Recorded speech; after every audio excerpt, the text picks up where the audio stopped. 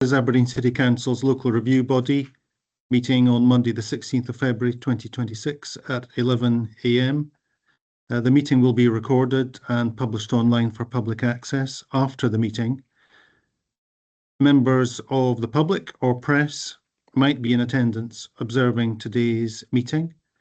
If you are here observing, please keep your microphone and camera off at all times. Could members of the review body please leave their cameras on, but mute their microphone when not speaking. The local review body contains quasi-judicial business, so members should not leave the meeting during consideration of any of the reviews. This meeting has been convened in response to 3 requests for a review of the decision taken by the appointed officer under the Council's scheme of delegation. Members of the local review body have before them copies of the review documents as listed in the notice calling the meeting. I will now ask the clerk, Mrs. McBain, to outline the procedure that will be followed in these reviews, and Mrs. McBain will also take a roll call of members present. Thank you. Thank you, Chair. So please just indicate you're present first. So Councillor Gregg is Chair. Present. Councillor Alphonse. Present. Councillor Houghton. Present. Councillor Lawrence for reviews 1 and 2 only.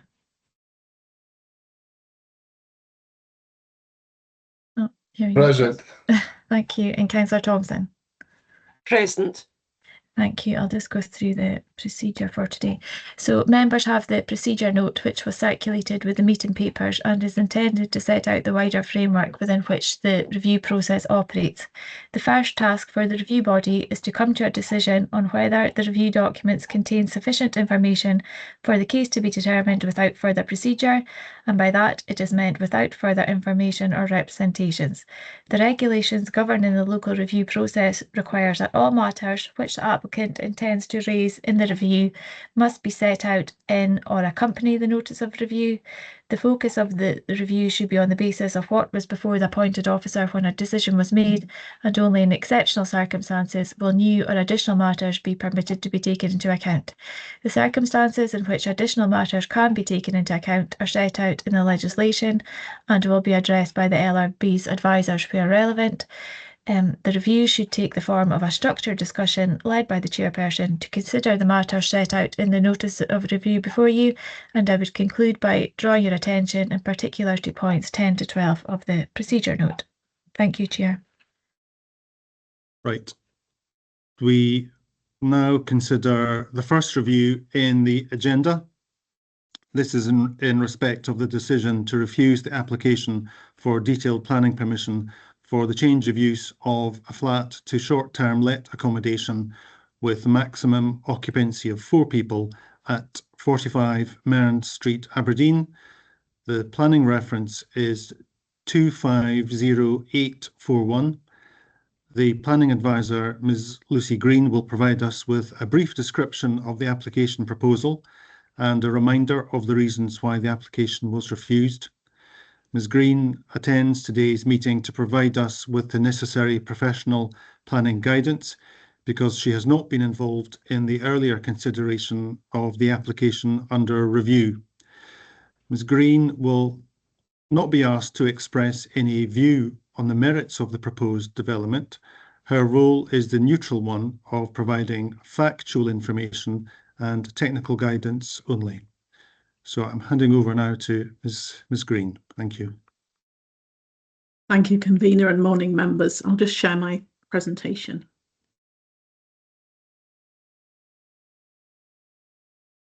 So as noted, this is a presentation following the request for review against refusal of the application under delegated powers for change of use of the flat to short-term let accommodation for a maximum occupancy of 4 people.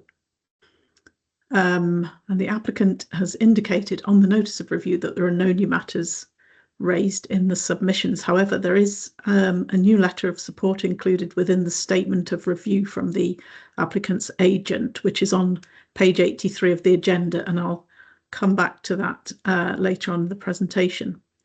In terms of the procedure by which the review will be conducted, the applicant has expressed the view that the review can proceed on the basis of the information submitted. So I'll continue and provide some background information to the case before handing back to members to decide how to proceed.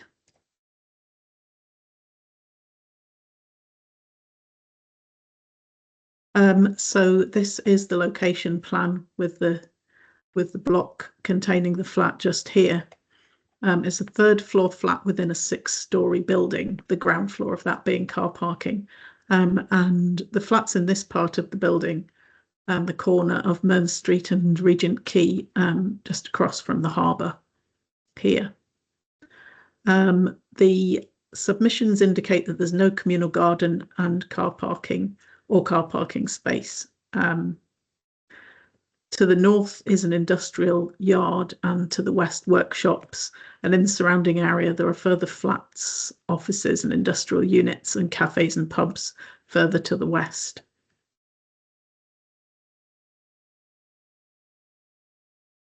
So this is showing the building on the corner of Mearns Street and Regent Quay, and the flats on the 3rd floor with corner windows.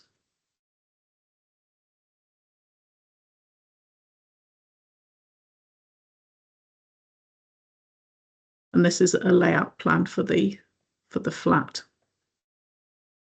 So this is the window looking out onto Regent Quay and Mearns Street. 2 bedrooms and 75 metres squared in area. And the submissions indicate that there would be a maximum occupancy of 4 people with a 2-night minimum stay, no maximum stay, no dedicated parking. There is on-street parking as the flat's not within the controlled parking zone, and there's paid parking nearby as well. The family would manage waste and cleaning according to the submissions, and there's 2 shared points of access with a total of around 90 flats. There are shared street bins, and as I mentioned, no garden or communal terraces available, and there are 10 other properties on this floor, 10 properties in total on this floor, and 10 properties within the whole building in STL use, short-term let use.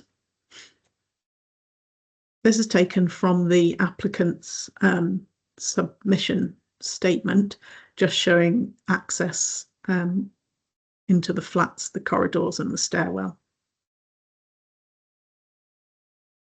And then this is taken from Google Street View, and the flats in this corner of the building here. So you can see the access walkways just within this area.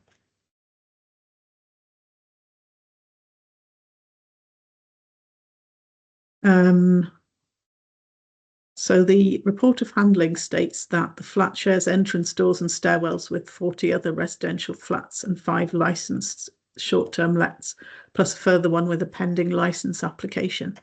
On the third floor, the flat shares a balcony access with 8 residential flats and 1 other licensed STL. So the report states that if the application was approved, there would be 15.2% in short-term let use. There are no HMOs in the block.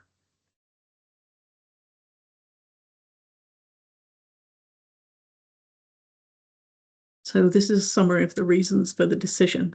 Firstly, the adverse cumulative impact on the amenity of the occupants for other flats of having a further short-term let on the floor, which would result in 7 out of 46 flats in short-term use, with 26 guests in total, a maximum. And there would be, if this was approved, 2 short-term lets on a floor of 10 units with up to 8 guests. Secondly, the negative impact on the sense of security due to the large number of transient visitors in communal areas and noise and disturbance of comings and goings. And then, as a result, the conflict with policies H2 covering mixed-use areas, D1 quality placemaking in the local development plan, and policy 14 on design and 30 on tourism in National Planning Framework 4. In terms of planning history, within the building, there have been 2 applications determined recently One of those was a change of use to a short-term let for 2 people, and that was at 23 Mearns Street, and it was approved. The second was a change of use to a short-term let at 35 Mearns Street for 3 people, and that was refused in August due to the cumulative impact of the specific context and occupation on residential amenity. And that second one hasn't applied to review. So to summarise the applicant's case, the figures for the concentration of short-term lets are inconsistent with approvals elsewhere, and some examples are quoted within the statement that's in the agenda. The open-air access walkways and enclosed stair and lift cores reduce the potential for noise, and number 45 is adjacent to a lift core. Thirdly, that the area contains a mix of uses, including commercial, and visitor presence is part of the character of the area. Also, that the short-term let provides support for local business, which should be given more weight in the decision. Also, that there are factual inaccuracies in the report of handling relating to the building, the occupancy, and the nearby uses. Policy, they're saying that various policies have not been referenced in the report of handling, including policy VC1 on vibrant city, VC4 on city centre and retail core, policy 26 business, 27 city centre, 28 mixed use areas, and that these are relevant. That the property would be used by staff visiting the local business, and when not required, would be a short-term let. That the development as a whole could accommodate 206 people, and the planning authority was satisfied when they granted permission for it that it was suitable for a high level of domestic activity. That there are 5 flats with a short-term let licence. It was previously determined that they didn't need planning permission as the use was compatible, and 1 further flat, as I mentioned, has planning permission for a short-term let, and so the precedent was established. The report cites concentrations of 15% short-term let in the block and 20% in the building as unacceptable. The statement cites examples elsewhere that exceed these figures.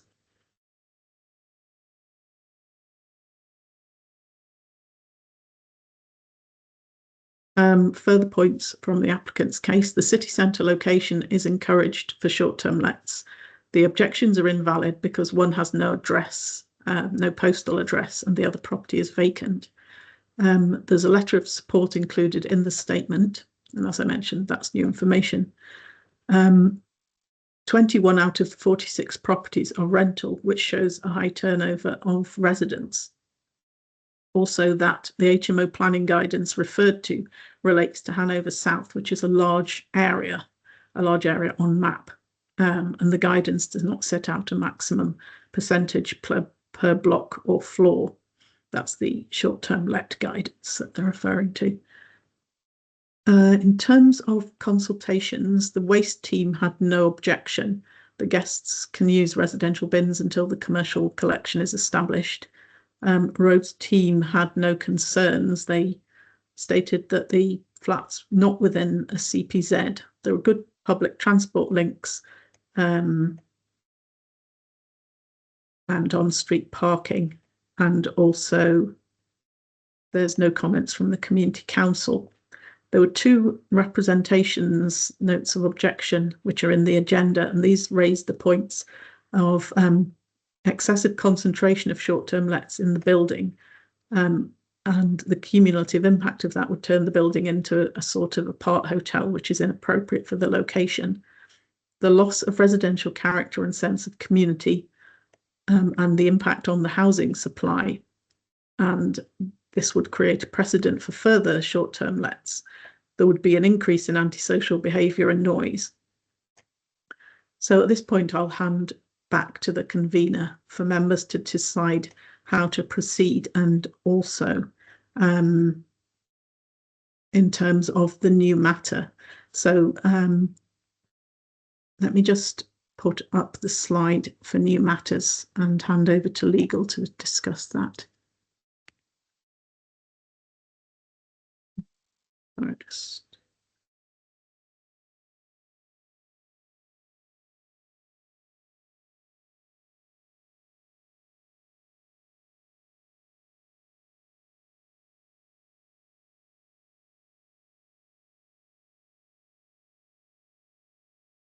Thank you for that, Ms. Green. A new matter is any information or evidence that was not before the planning officer when they made their decision. The legislation is clear that a party can raise a new matter in an LRB only if the new matter could not have been raised before the decision was made, or that it's not being raised before that time was a consequence of exceptional circumstances. It is for the party who wants to raise a new matter in an LRB to explain in their submissions why the new matter meets the criteria that I've just mentioned and provide any supporting documents or evidence. The LRB should then decide whether to accept or reject the new matter. If the LRB accepts the new matter, it will consider it along with the other information and evidence in the review. If the LRB rejects the new matter, it will not take it into account in the review. I will now hand back to the LRB for members to have a discussion on whether they are satisfied that they have been provided with the information to conclude that the above criteria has been met in order for the LRB to take the new matters into account in the determination of the review. Okay, thank you very much both. Could I ask, first of all, about the point on consideration of new matters? We're referring here to the submission at page 83 from which is a letter of support. Is that correct? Is that the submission of new matter? That's correct. Yeah. And in what way is it new? Because it appears to be a letter of support, not providing additional substantive details or information, but rather comments on the merits. So just some clarity on that would be helpful on why it would be considered new, or is it simply because it's a fresh item of information for us to consider? Yes, it's a fresh item that wasn't in front of the case officer at the time of the determination. Right. Okay. So we now have to determine whether we accept this. Is that correct? Yes, that's correct, whether you wish to take it into account.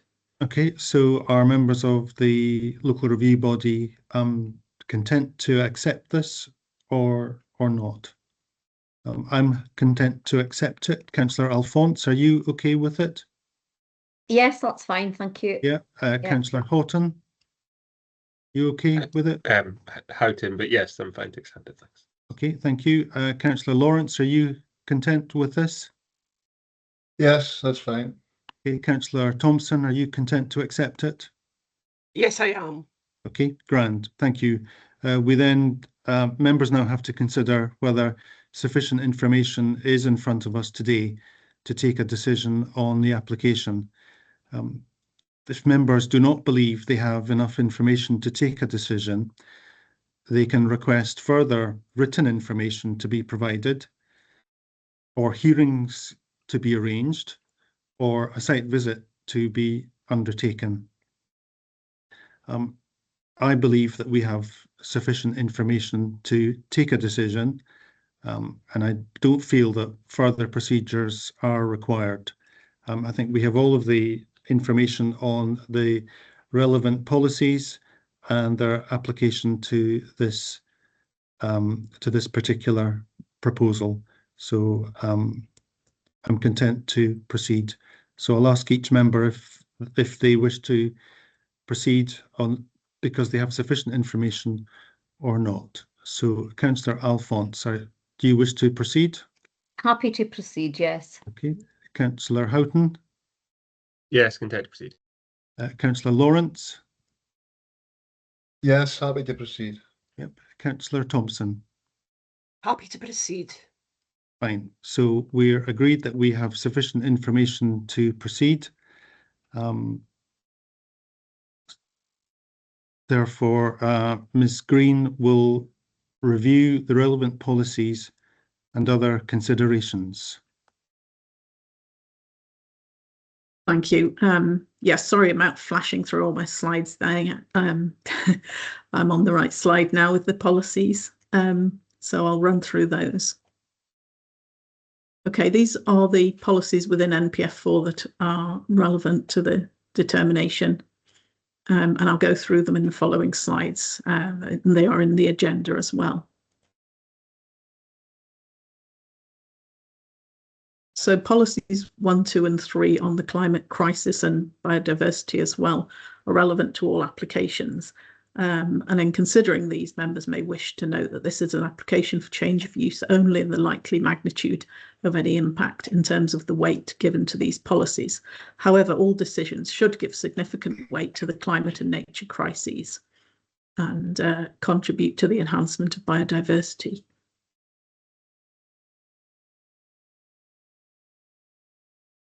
So this policy relates to waste management.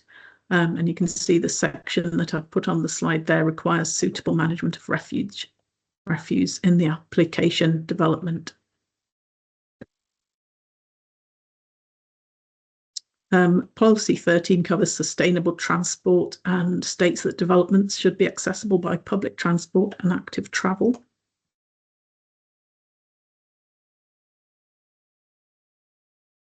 And then policy 14 on design quality and place. So in common with the local development plan policy, there are 6 criteria for successful places, which are listed here on this slide. And they include, in terms of this particular application, being safe, pleasant and adaptable. Annex D of NPF4 elaborates on the criteria, mentions in particular that spaces, routes and buildings should feel safe, as well as social connectivity through a sense of community.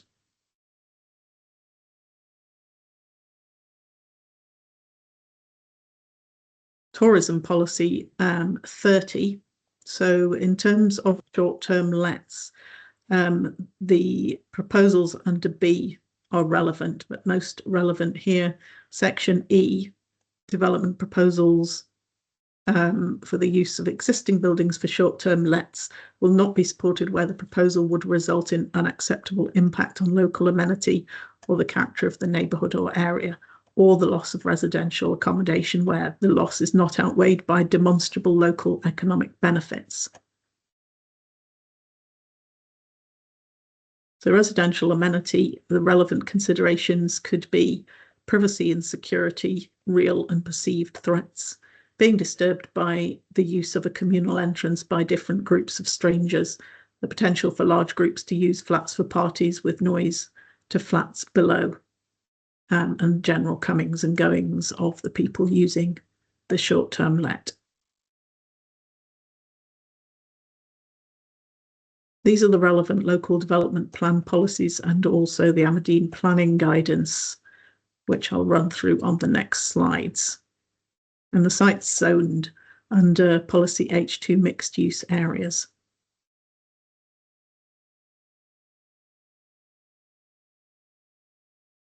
So this is the policy and the relevant section of it just here. Where new commercial uses are deemed appropriate, development should not adversely affect the amenity of people living and working in the area. So for the purpose of this, it is a commercial use, although it's sort of quasi-residential. Moving on to policy VC2, tourism and culture. Proposals for facilities capable of strengthening the appeal and attraction of Aberdeen to a wide range of visitors will be supported. Proposals should complement existing visitor facilities and be sequentially located in the city centre or on sites allocated for that use in the plan, unless activity and locality-specific issues demonstrate that this is impracticable.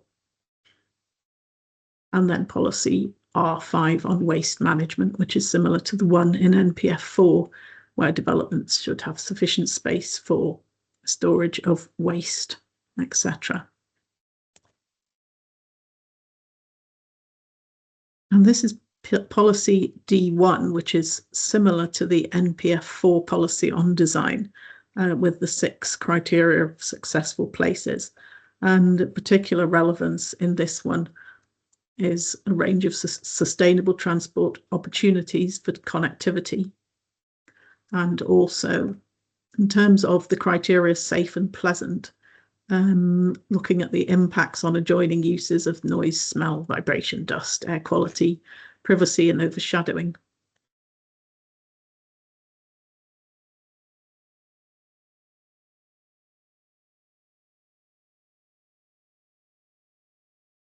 So policy T2 encourages developments in locations which are accessible by a range of active transport and public transport modes.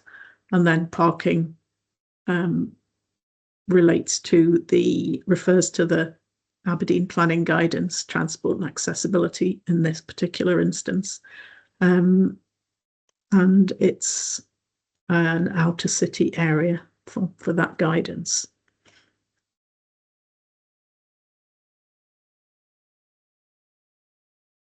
So the short-term lets planning guidance makes following number of points.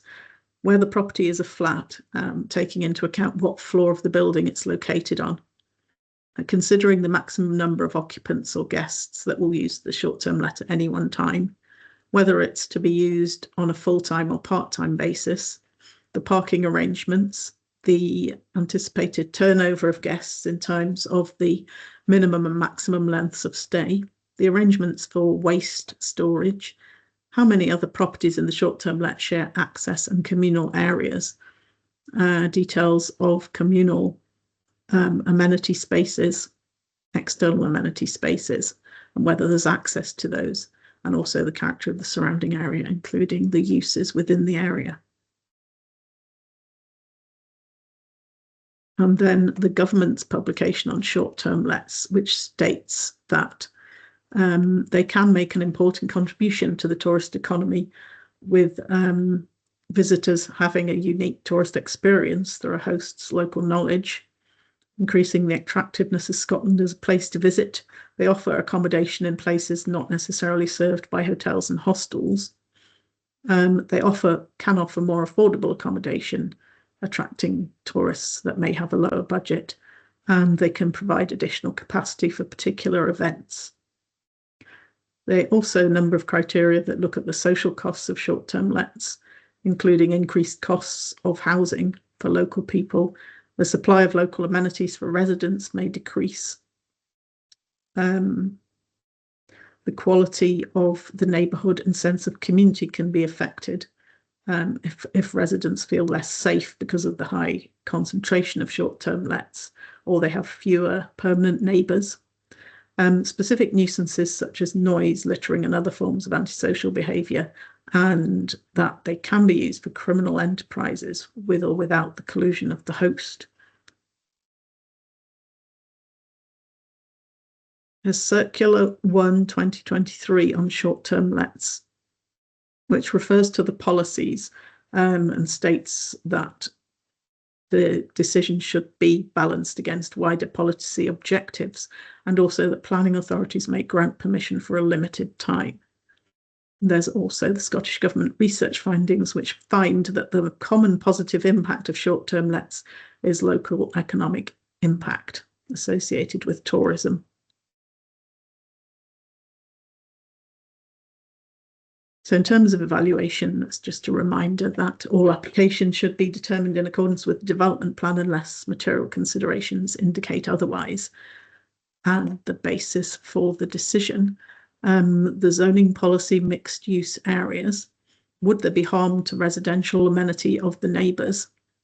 That's relevant to both policies H2 and 30 on tourism. The appropriateness of the location for a short-term let, the impact on the local economy and accessibility to the city centre and visitor attractions, and overall, does the proposal comply with the development plan, or are there material considerations weighing for or against? Thank you. I'm happy to answer any questions. Thank you very much. Do members have questions for Ms. Green? Any questions? Okay. There are no questions. So in accordance with the procedure note circulated, the local review body will now discuss and decide the manner in which the review is to proceed. All representations relating to the case have been considered and taken into account. So we turn now to determination. From my perspective, I am content with the decision made by the planning officer on the grounds particularly of H2 mixed use areas policy. The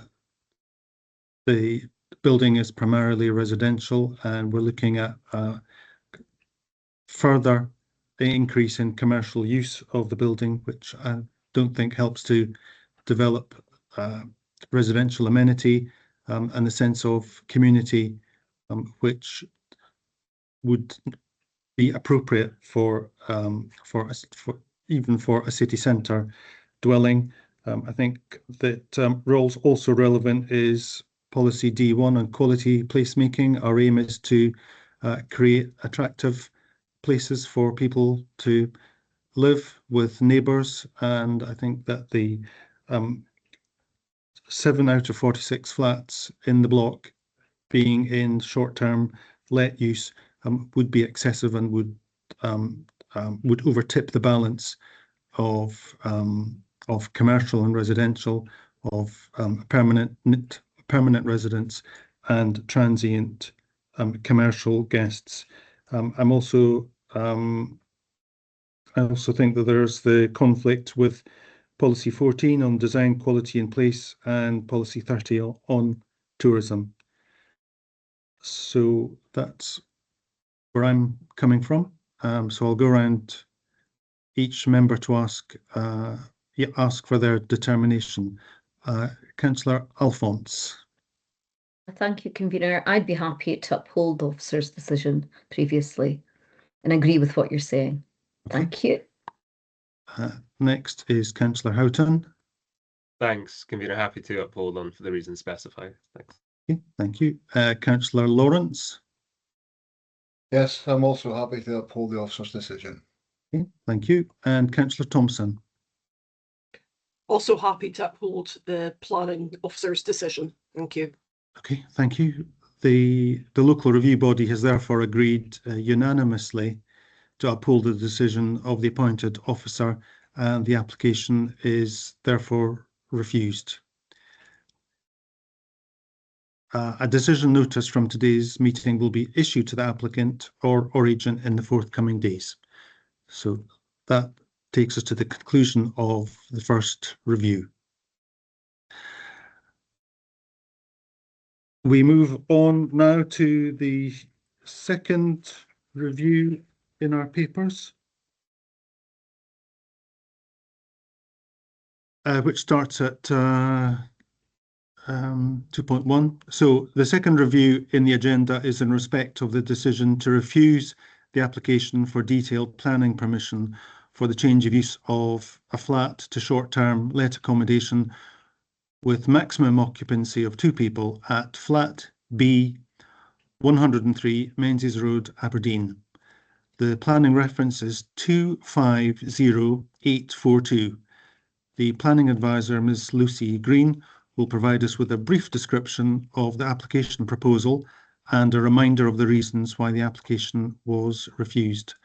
Ms. Green attends today's meeting to provide us with the necessary professional planning guidance because she has not been involved in the earlier consideration of the application under review.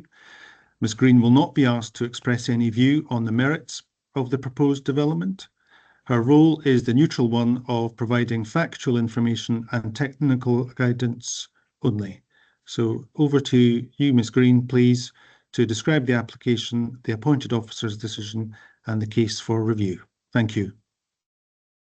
Thank you, convener. Just share my presentation. Right. So this application is for change of use to a short-term let, and this time for maximum occupancy of 2 people. and there are no new matters raised within the submissions. In terms of procedure, the applicant has expressed the view that may proceed on the basis of the submitted information. So I'll provide some background information before handing back for members to decide whether they have enough information to proceed. So looking at the location plan, the building is just here on Menzies Road. And this is Wellington Road, just to the west, 25 metres to the west. So this is the building here. The flat in question is in pink here, with shared areas in yellow. So it's one of the 2 ground floor flats in the building. And there are 5 flats in total in this 3-storey building, terraced building. They share a communal access. No others are in short-term let use according to the applicant, and the flat above is an HMO with others in mainstream residential use. So this is a photograph of the front of the building, and this is the flat in question.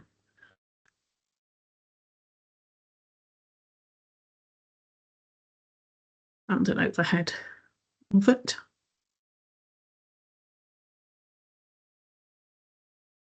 And looking to the rear.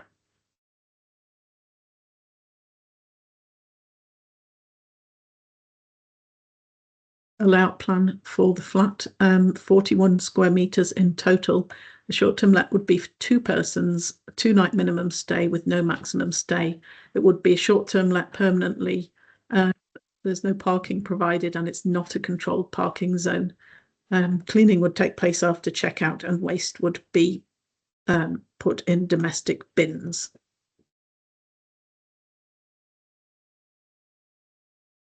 The summary of the reasons for the decision: the adverse cumulative impact on the amenity of occupiers of the other flats of having a short-term let, together with the existing 5-person HMO property, which is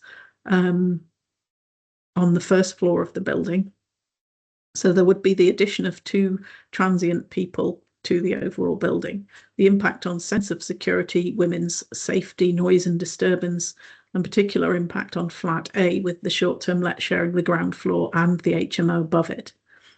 And therefore conflict with policies H1, residential areas, D1 on quality placemaking in the local development plan, and policies 14 on design and 30 on tourism and the National Planning Framework 4, and also the short-term lets planning guidance.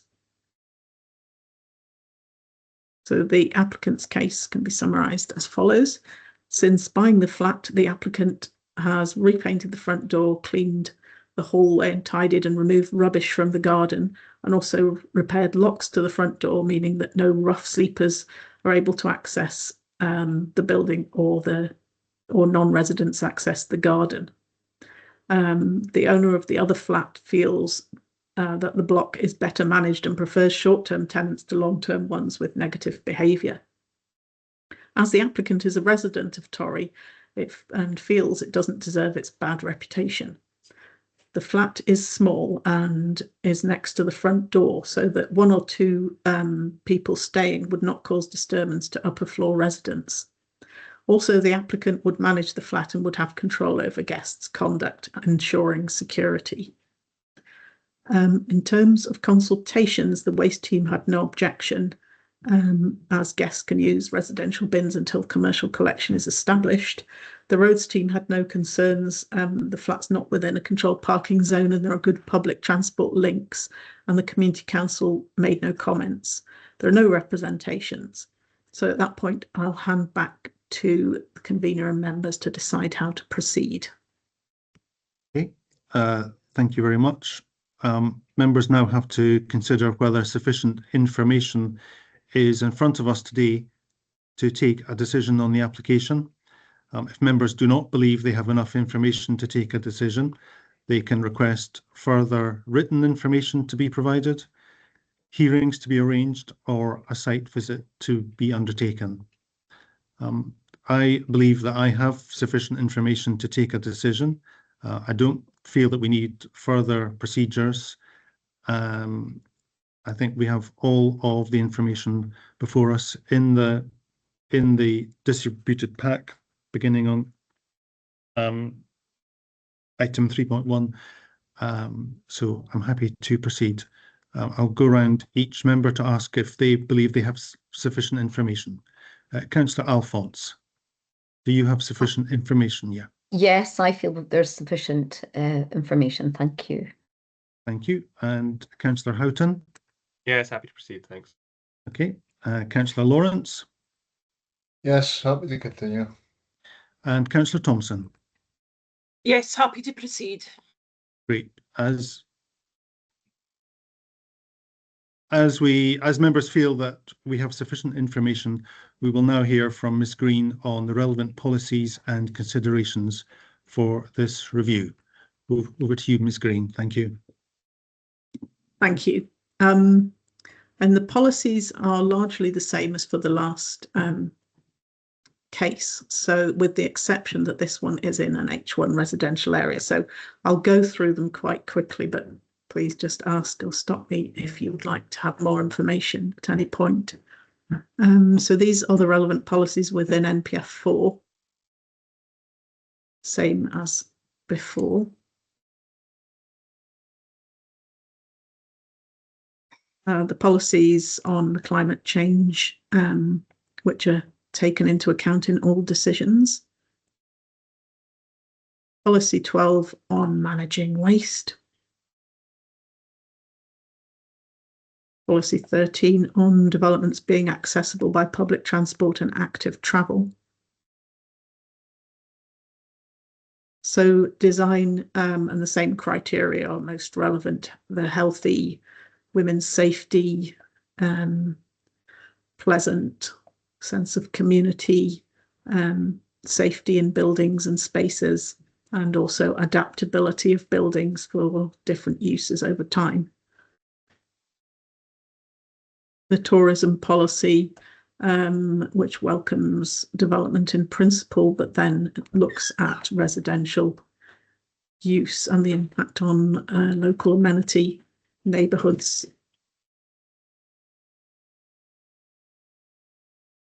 Local development plan policies. So this particular case is in a residential area under policy H1, and the other policy references are the same as the previous case. The policy H1 residential areas. Within existing residential areas, proposals for non-residential uses will be supported if they are considered complementary to residential use, or it can be demonstrated that the use would cause no conflict with or nuisance to the enjoyment of existing residential amenity. And then the tourism use looks at proposals that are complementary to existing visitor facilities being sequentially located in the city centre or on sites allocated for that use, unless issues demonstrate this is impracticable. Policy R5 looks at waste management.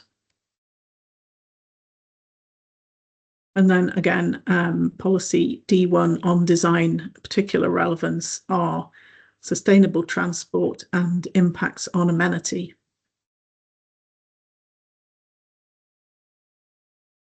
Again, T2, developments being accessible by sustainable transport, and then the parking being linked to the transport and accessibility guidance. And this is out with a CPZ so that there's on-street parking available. The relevant matters are listed there for taking into account when considering short-term let applications that I've run through previously. And then both the benefits and the social costs of short-term lets in accordance with the Scottish Government's publications. And the circular with planning authorities being able to grant for a limited time, if that's relevant. So overall, a reminder again of all applications being determined in accordance with the development plan unless material considerations indicate otherwise. And in this case, similar considerations other than the proposals within a residential area. Residential amenity is the main consideration in terms of that policy. So does the proposal comply with the development plan as a whole, or are there material considerations weighing for or against? Thank you, and I'm happy to answer any questions. Okay. Thank you very much. Do members have questions for Ms. Green? Any questions? Nope. You have no questions. Therefore, in accordance with the procedure note circulated, the local review body will now discuss and decide the manner in which the review is to proceed. I would highlight that all representations relating to the case have been considered and taken into account. So, in my view, the original decision made by the planning officer was correct. I believe that there would be conflicts with, in particular, with policy H1 residential areas and D1 quality placemaking. I note that it's a block of 5 flats, and the first floor is an HMO with permission for 5 residents. And if this proposal were to be approved, the expectation is that a majority of residents in the block would be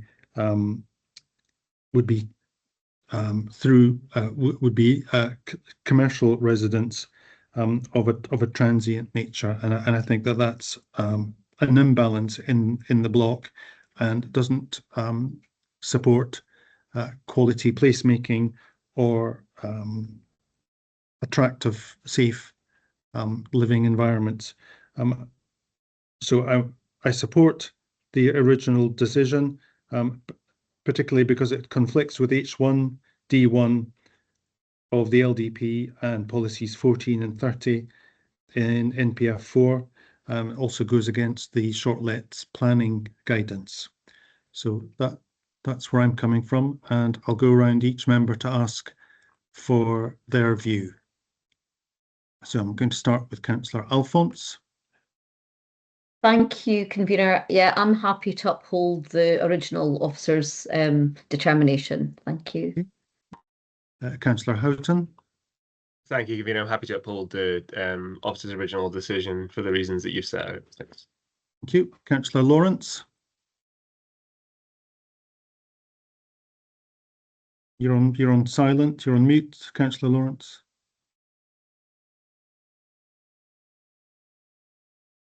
Having a problem with the microphone here. Yes, I'm in agreement with yourself, convener. Thank you. And Councillor Thompson. I'm also in agreement with you, convener, for the reasons that you've stated. Thank you. Thank you very much. The local review body has therefore agreed unanimously to uphold the decision of the appointed officer, and the application is therefore refused. Now that the local review body has taken a decision, the planning advisor now that we have refused planning permission for this application, a decision notice from today's meeting will be issued to the applicant or the agent in the forthcoming days. The application is refused. The appeal is upheld. Thank you very much. That takes us to the end of item 2, that second review. I believe at this point, Councillor Lawrence will depart. I think you're the local member in the next application. Yes, correct? I will. Okay. Leave now. Thank you. And thanks very much, Councillor Lawrence. Thanks for your help. Thank you. The third review on the agenda is in respect of the decision to refuse the application for detailed planning permission for the change of use of a flat to short-term let accommodation with a maximum occupancy of 4 people at the attic floor flat 440 Ochmill Road, Aberdeen. The planning reference is 250701. The planning advisor, Ms. Lucy Green, will provide us with a brief description of the application proposal and a reminder of the reasons why the application was refused. Ms Green attends today's meeting to provide us with the necessary professional planning guidance because she has not been involved in the earlier consideration of the application under review. Ms Green will not be asked to express any view on the merits of the proposed development. Her role is the neutral one of providing factual information and technical guidance only. So over to you, Ms Green, to describe the application, the appointed officer's decision and the case for review. Thank you. Thank you, convener. Similarly, this one has the same policies that are relevant. So when it comes to it, I'll go through them quite quickly again. So this is a change of use to a short-term let of a flat with a maximum occupancy of 4 people. The applicant indicated that there are no new matters within the submissions and that they were content with the review proceeding on the basis of the information submitted. So I'll provide some background information before handing that back for members to decide how to proceed. So this is the location plan, relates to a 2.5-storey tenement on the corner of the junction of Ockmill Road, Great Northern Road and the Hodigan Bypass. There are a number of mixed uses within the area, including business and industrial on the other sides of Great Northern Road and Hodigan.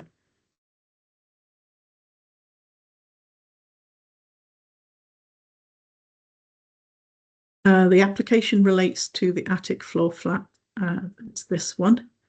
There are 4 flats in total in the building, 1 at ground floor, 2 at first floor and 1 at the second floor level. And the upper floor flats are accessed from the rear door into a communal hall and stairs. This is an overhead showing the access into the building's grounds, which are here. And you can see the stairs up to the first floor there. It's shown just there. It's the access. And this is the layout plan for the flat. So it has 80 square metre floor area in total, with a living room, kitchen,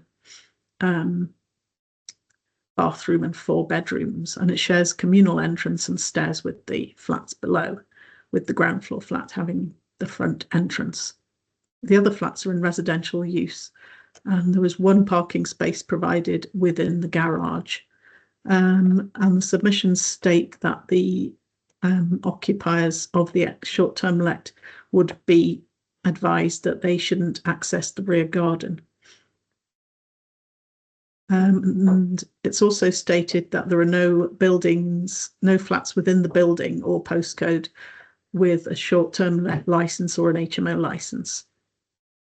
The minimum stay would be 3 nights, sorry, and there would be no maximum stay. There would be cleaning after checkout, and waste arrangements are not specified by the applicant. So looking for at the reasons for decision, adverse impact on the amenity of the occupiers of the other flats due to the shared access, sense of security in particular is mentioned, with other flats being relatively smaller than this one. The comings and goings from the short-term let and the overall impact on the quiet residential character of the building, with increased noise compared to a mainstream flat, and therefore the conflict with policies H1 residential areas, D1 on quality placemaking and 14 in NPF 4 on design. Second reason is that it's a residential area that's not close to the city centre, and the nearest tourist attractions, Tekka, is 3 kilometres away. It's also 4 kilometres from the city centre boundary, and it therefore conflicts with policy VC2 on tourism and culture and would undermine the strategy to direct visitors to the city centre. Third reason, the economic benefits to tourism and hospitality don't outweigh the loss of residential amenity, so the proposal doesn't comply with policy 30 on tourism. And the applicant's case can be summarised as follows.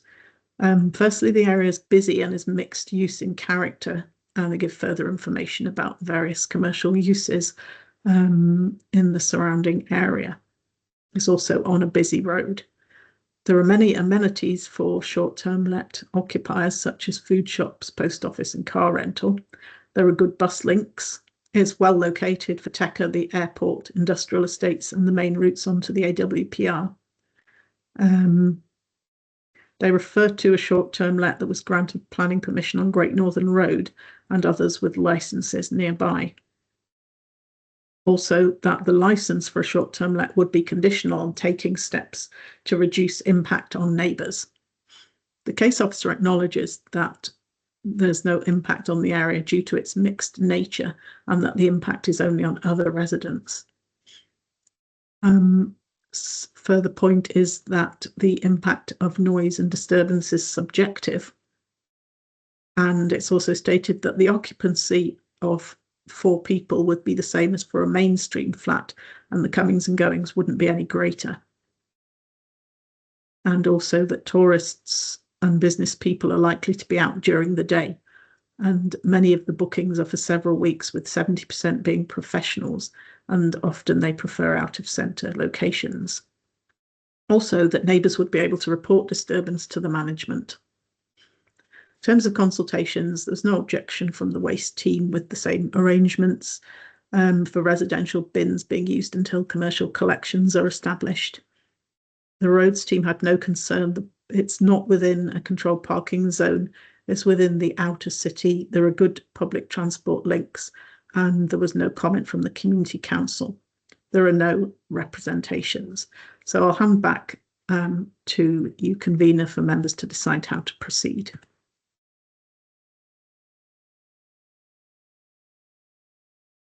Thank you. Members now have to consider whether sufficient information is in front of us today to take a decision on the application.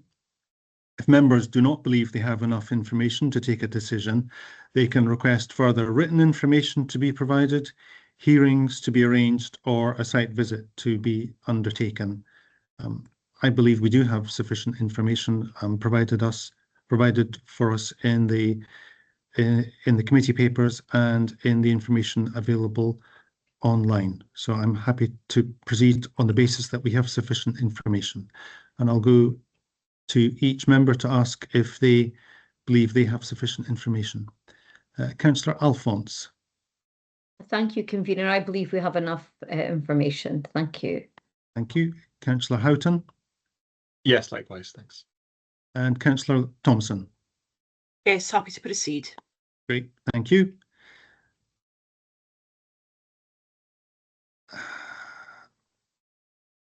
As members feel they have sufficient information, we will now hear from Ms Green on the relevant policies and considerations for this review. Over to you, Ms Green. Thank you. Thank you. These are the relevant policies. And again, they're the same as the ones that were taken into account in previous cases. So firstly, the slide on climate change and mitigation, which is given weight, significant weight in all decisions. And policy 12 about managing waste from developments. Policy 13, developments should be accessible by public transport and active travel. Policy 14 on design, which in particular raises the criteria of developments being healthy, pleasant and adaptable, buildings being adaptable for different uses over time. And the tourism policies, policy 30, where in particular for short-term lets, they look at the impact on local amenity and the character of neighbourhoods and balancing loss of residential accommodation against local economic benefits.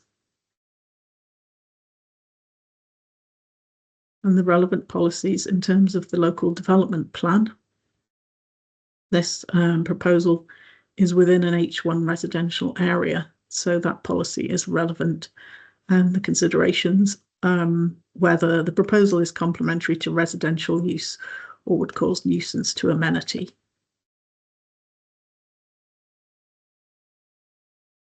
quality placemaking policy within the local plan raises in particular sustainable transport and impacts on amenity.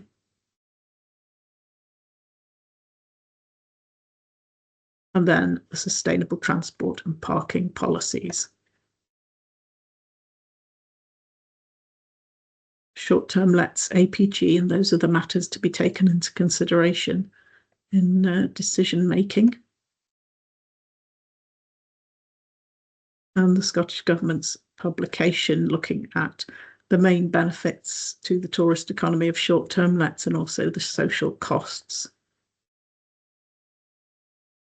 And then the circular, which advocates balancing wider policy objectives and also that conditions may be attached in terms of time limits. And the research findings of the economic impact. And finally, all applications being decided in terms of the development plan policies unless material considerations indicate otherwise. And the basis for decision with it's within a residential area, so residential amenity, the appropriateness of the location, impact on local economy, and considering the development plan as a whole, or are there material considerations weighing for or against? And I'm happy to answer any questions.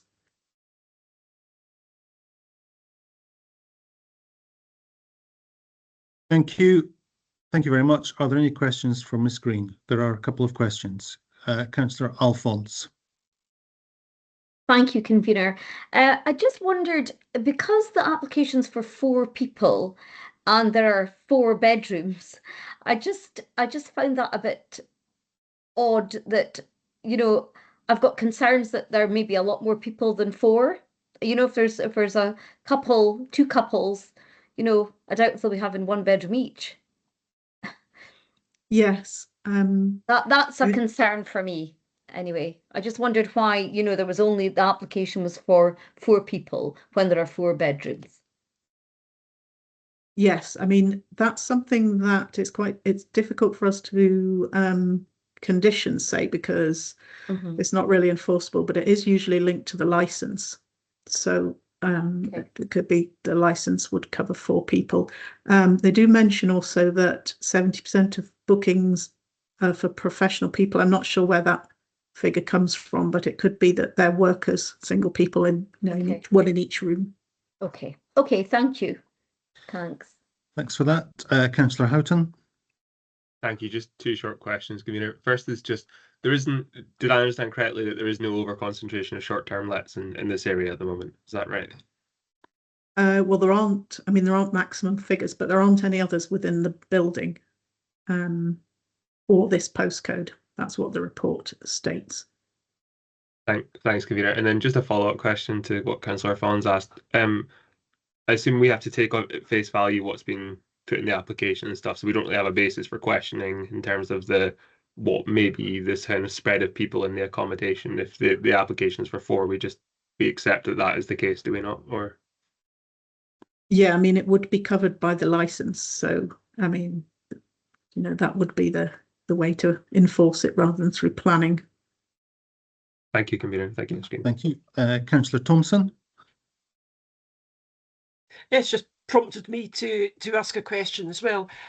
Am I right in thinking this is like the largest flat within the building? And does the floor space have an influence, I suppose, in terms of maximum occupancy, etc.? But does the floor space in itself have an influence on the decision to be made? Thanks. I mean, it's a relevant consideration. Yes, the floor space. There's 1 flat on the ground floor, which is access from the front door. And then there are 2 on the first floor. So they would be smaller, and then this one covering the whole attic floor. Okay.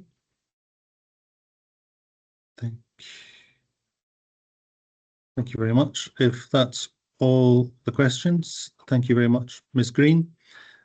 In accordance with the procedure note circulated, the local review body will now discuss and decide the manner in which the review is to proceed. I would highlight that all representations relating to the case have been considered and taken into account. My position is that I would be looking to uphold the decision of the original planning officer, based on the reasons that were given at that time. I think that what we're looking at is quite a large flat covering the whole of that second floor. Access is from the rear, passing two smaller flats.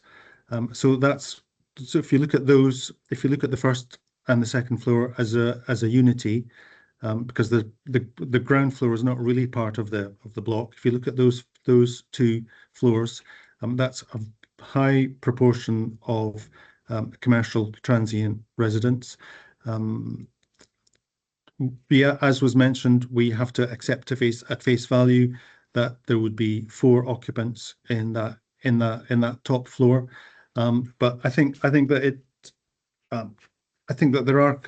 there are concerns about the impact on residential amenity, particularly on that first floor with the shared access going in round the back. It's quite a busy area, but I think that we have to be sensitive to the circumstances and the well-being of those on the first floor. So I think that there is conflict with policy H1. I think that that's been demonstrated, and D1 quality placemaking. It's not obviously appropriate or a high standard or appropriate use of that flat. All of the other policies and decisions are appropriate and correct. Policy 14. Also, there's the policies on tourism and proximity or rather distance from the city centre. There's very limited tourism benefit from giving permission. So on that basis, I believe that all of the conclusions on the policies that were reached at first instance are correct, and I'll ask each member in turn for their determination. So I'll start with Councillor Alphonse. Thank you, Convener. I'm happy to uphold the officer's original decision. Thank you. Thank you. Councillor Houghton. Thanks, Convener. Yeah, I'm happy to uphold the original decision. Thank you. Councillor Thompson. I'm also happy to uphold the original decision. Thank you. Thank you. The local review body has therefore agreed to unanimously refuse the appeal. And now that we've taken a decision, the planning advisor, now that we've taken a decision notice from today's meeting will be issued to the applicant or agent in the forthcoming days. So that takes us to the end of the meeting. Thank you all for your participation, and to the planning team for your help, and to Councillor Thompson's dog. Thank you. Good to see you all.